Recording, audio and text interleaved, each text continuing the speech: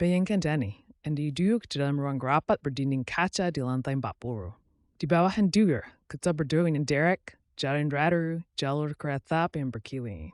Menteri Perekonomian dilayar as Spef Palgam Paper, ekspor meningkat. Investasi asing membanjiri pasar.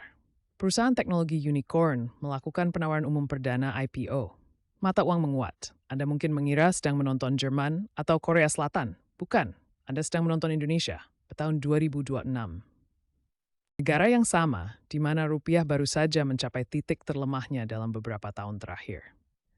Hal yang selama ini kita disuruh panikkan, melemahnya rupiah, sebenarnya menyembunyikan salah satu kisah ekonomi terpenting di dunia saat ini. Mata uang yang terus-menerus kita sesali adalah bagian dari sistem yang diam-diam sedang coba diuraikan oleh para ekonom asing.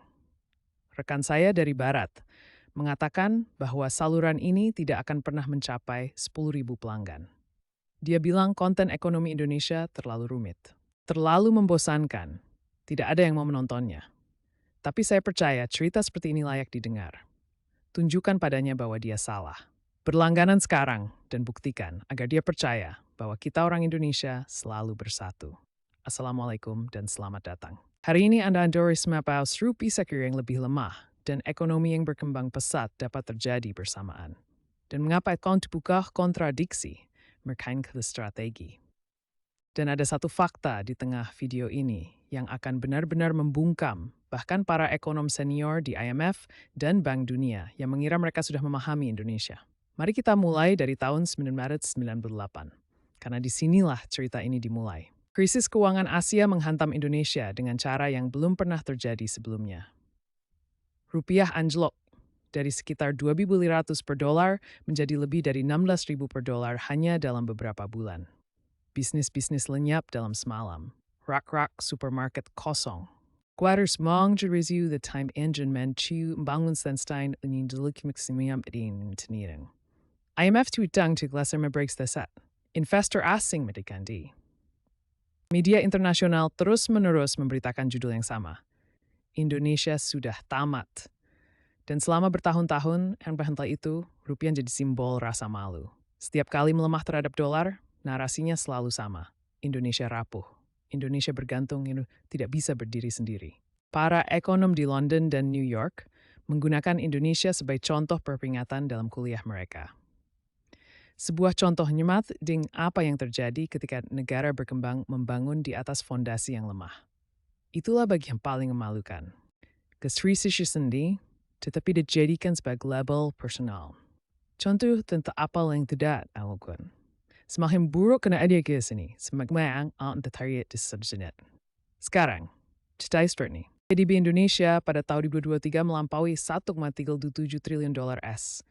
Jika Anda memikirkannya sejenak, jumlah itu hampir setara dengan gabungan output ekonomi setiap negara di Afrika Sub-Sahara di bawah Afrika Selatan. Satu kepulauan, satu bangsa, menghasilkan sebanyak itu. Dan ila jagimi buat antipate Twitter. Aika yuta silkan to forward the kawat portable shipper, retroper unit to umimami, and lemats nung rami tutpermas. Bertil satu, sure bershamar. Yay? Hal itu seharusnya tidak terjadi. Setidaknya tidak menurut buku teks lama. Satu angka, sangat bermakna. Karena angka itu berarti kisah yang diceritakan semua orang tentang Indonesia setelah tahun 98 dibangun di atas asumsi yang sudah tidak benar lagi. Istidad, dari every letak dunia mereka. Pada tahun 2024 internasional merevisi perkiraan pertumbuhan Indonesia ada sakar. 2 informasi through semua.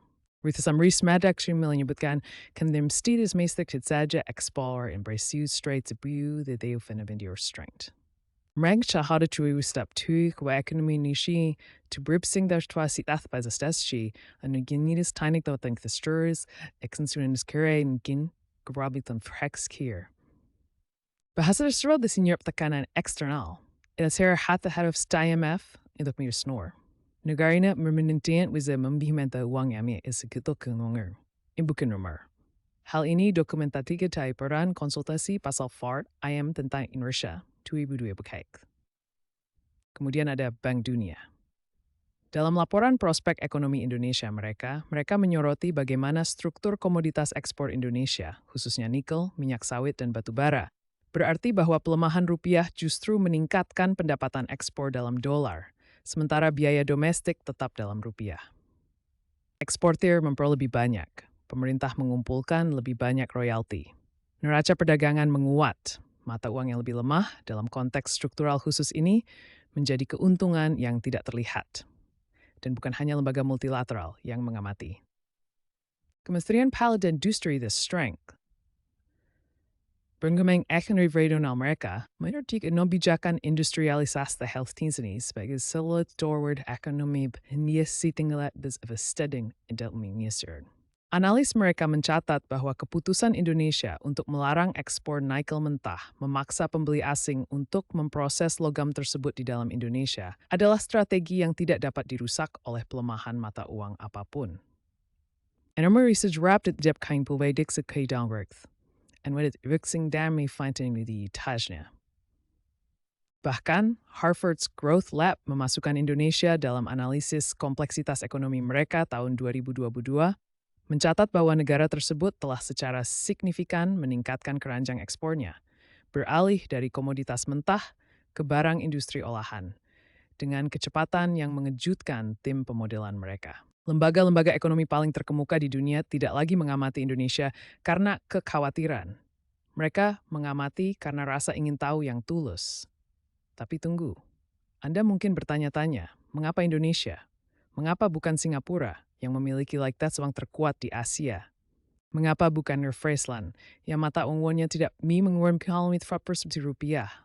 Jawabannya sederhana dan mengejutkan. Singapura membangun koordinatnya dengan ekonomi yang kecil dan sangat terkontrol. Populasi di Indonesia dan surplus skala yang disiplin selain beberapa dekat.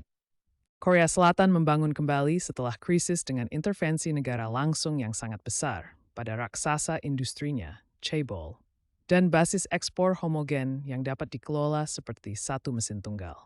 Kedua model tersebut berhasil, tetapi keduanya hanya berhasil dalam kondisi tersebut. Indonesia memiliki 277 juta penduduk yang tersebar di 12.000 pulau, ratusan kelompok etnis, dan ekonomi yang pada dasarnya didorong oleh konsumsi domestik, bukan ketergantungan ekspor. Ketika rupiah melemah, konsumen Indonesia tetap membeli beras Indonesia, tetap mengendarai sepeda motor buatan Indonesia, tetap menggunakan platform fintech Indonesia. Mesin domestik tidak berhenti. Itulah mengapa para ekonom di pasar negara berkembang dari Nigeria hingga Bangladesh mempelajari respons Indonesia terhadap tekanan mata uang karena kondisi Indonesia mirip dengan kondisi mereka. Populasi besar, ekspor bergantung pada komoditas, infrastruktur yang terfragmentasi, namun pertumbuhan terus berlanjut. Mempelajari cara mengelola ekonomi yang besar dan kompleks di bawah tekanan mata uang jauh lebih manfaat daripada belajar dari negara kota yang belum pernah menghadapi idola tersebut. Kedua, ida pengembang. Enai satu datrum yang berstagnan man bahag, nuar in le methorik in inten. In time hearst jur, it is a juta van zinten jur, half padding. Aaron stem mestipucu kentatanyeta. Sebenarnya bisa unishat na seri di denominasi kergain dalam nintang desiding. Artinya ketika rupiah melemah, edukasi util instead seperti klinik dengan memperhat.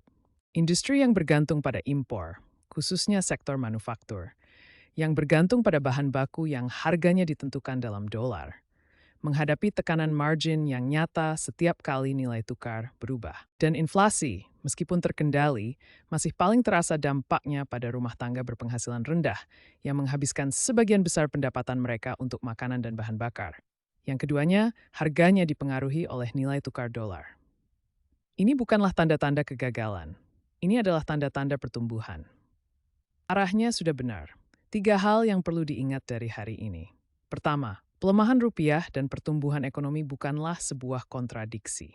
Keduanya merupakan cerminan dari struktur ekonomi Indonesia yang spesifik, di mana ekspor komoditas menghasilkan pendapatan dalam dolar sementara biaya tetap dalam rupiah. IMF dan Bank Dunia telah mendokumentasikan hal ini. Ini bukan keberuntungan. Ini adalah arsitektur ekonomi. Kedua, kisah sebenarnya bukanlah angka nilai tukar di layar. Kisah sebenarnya adalah apa yang dibangun Indonesia di baliknya. Kebijakan industri hilir, kedalaman konsumsi domestik, dan keranjang ekspor yang tidak dapat digantikan begitu saja oleh pembeli asing. Itulah keunggulan sebagai pihak yang kurang diunggulkan. Keterbatasan memaksa desain yang lebih cerdas. Ketiga, kita sebagai warga Indonesia perlu berhenti membaca perekonomian kita sendiri melalui judul berita yang ditulis untuk khalayak asing. Judul-judul besar itu juga menjelaskan volatilitas kas invest di New York dan London. Judul-judul itu rate di New York studier Brightonin tata feskud nini tough you. Menurut Anda, sektor ekonomi Indonesia mana yang masih paling diremehkan oleh dunia? Tuliskan di kolom komentar. Saya membaca semuanya. Dan jika video ini membuka perspektif baru bagi Anda, berlangganan sekarang juga. Message shoot banyak use categories Harry for within this year.